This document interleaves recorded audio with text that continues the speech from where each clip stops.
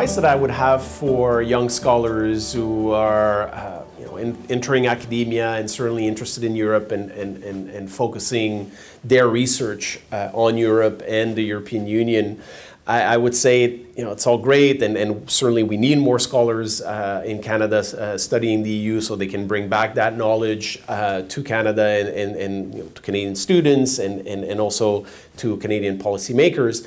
But I would say not to just limit themselves to the EU or Europe, because that will make it probably more difficult for them to find jobs in Canadian universities, because often the EU is not the most important thing. Often they won't even teach courses on the EU or even Europe. I know at my own university there are no courses on the EU. There are no courses, at least at the undergraduate level, on Europe, which is unfortunate. But the focus is often on Canada, on the United States, because it's our most important partner politically and economically.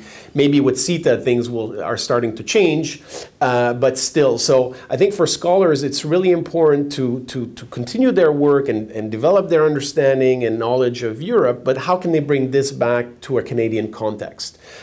And contribute that knowledge to Canadian policy debates. And even in the classroom, even though they might, often I will use EU examples, even though I might not be teaching a course on Europe.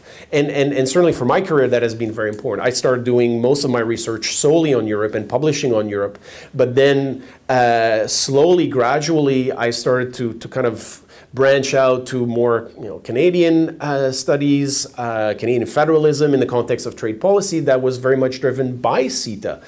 Because people ask me, oh, what is this CETA thing? And you know about Europe, so tell us about CETA. And you start looking at CETA, and then you start looking about, okay, what about Canadian negotiations in CETA? I knew about the EU, but what about Canada? How is it different in the fact that there's the federal government and the provinces, and they're not really coordinating very much.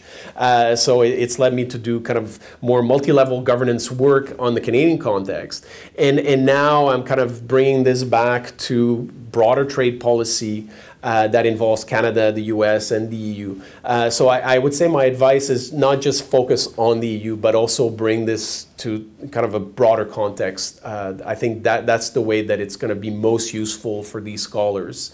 But I would say don't give up on the EU. That would be unfortunate. So how can we combine in a way those two worlds? Although it means more work ultimately, but I think it just ultimately also will mean better work in terms of political science, in terms of economics and public policy.